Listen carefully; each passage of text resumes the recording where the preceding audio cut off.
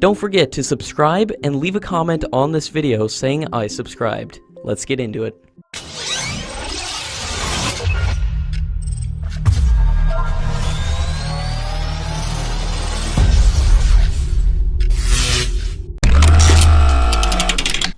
According to sources, the Indian Air Force is likely to start the process of inviting foreign aircraft manufacturers in the next 4 weeks to build fighter jets in India under the government's Make in India plan. This multi-billion-dollar project to manufacture 114 fighter jets will be directly linked to the development of the indigenous futuristic stealth fighter AMCA.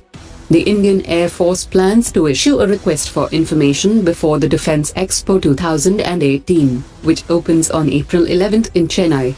The request for information will not specify the number of engines, leaving the field open for the manufacturers of both single and twin-engine jet fighters.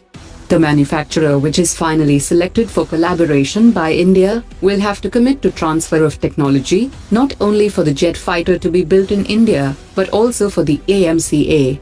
There will be a clear clause on the transfer of those technologies in the contract. After the Logistic Exchange Memorandum of Agreement with US, the new agreement with France will increase options for maritime operations in the Indo-Pacific for the Indian Navy. According to a report, procuring at least 2 more squadrons of Rafale jet fighters would make operational and logistical sense for India, as India is spending €2 billion on India-specific customizations on the aircraft. The French president also attended the founding conference of the International Solar Alliance with Prime Minister Modi, during which the French president has pledged to invest €700 million for solar projects in developing countries. India and France have also discussed to start work by the end of this year on the world's largest nuclear power plant in India.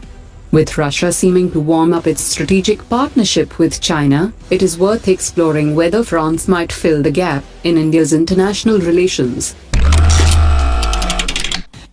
According to the latest reports, the European consortium that lost out to French Rafale jet fighter in the Indian Air Force tender had twice approached the central government with a revised offer, but was denied entry in the competition both the times. The unsolicited offer came twice, first on November 14, 2011, when A.K. Antony was the defense minister of the Congress government, and the second time on July 5, 2014, weeks after the NDA government was sworn to power. But the repeated attempts by the Eurofighter consortium did not succeed. The Combat Vehicles Research and Development Establishment has drawn up future plans for the design and development of an unmanned combat ground vehicle through 3 different phases. The first 2 phases will develop a vehicle on the existing BMP-2 tracked vehicles. A new high-speed tracked vehicle platform shall be specifically developed in the 3rd phase.